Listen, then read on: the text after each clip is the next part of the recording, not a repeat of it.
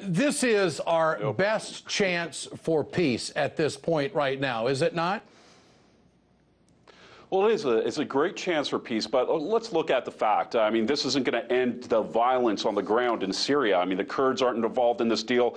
The al-Nusra Front's not involved in this deal, and ISIS isn't involved in this deal. So you're still going to see fighting. But the two main factions that the Americans and the Russians are concerned about, these are the guys that are involved in the deal. That would be the Assad government and the FSA, the Free Syria Army, or the moderates, as we like to call them, that are involved as the opposition. So if we get these two sides on board, you're going to see fighting at least slow down a little bit. I'm sure it's ramping up like crazy before Friday and Saturday come about. But and that's an important thing. These two elements are key players in what's going to happen in the future in Syria and rebuilding Syria.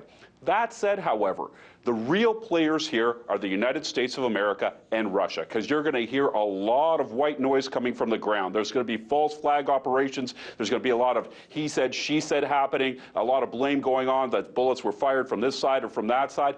The Americans and the Russians have to monitor this carefully, and they have to make sure that they're not falling for the tricks that are going to be played on the ground. As long as the states and Russia stay on board with each other and communicate with each other, this could be the beginning of the end to this war. Okay, but doesn't Secretary of State John Kerry somewhat, Alex, set the table for failure when he's already talking about Plan B?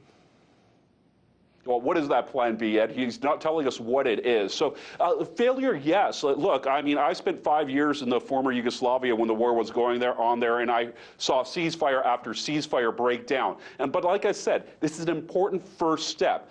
I personally think this thing's going to break down very quickly. But that said, that's going to be a breakdown on the ground. Again, as long as Russia and the states stay on board with one another, and if they believe that there is a long-term possibility of stopping this war, it will happen. It's just going to take time. It's not going to happen on Saturday. Well, this agreement keeps Assad in power, which, of course, we all know the United States doesn't want.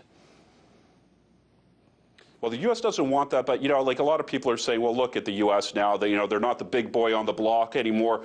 That's not true. The fact of the matter is, you know, I remember when I was a kid, and Ed, I'm sure you had that kid on your block as well, the bully grows up sometimes, and the U.S. can't act the way that it's always acted. And this is a sign that the U.S. is growing up. It's talking to other nations.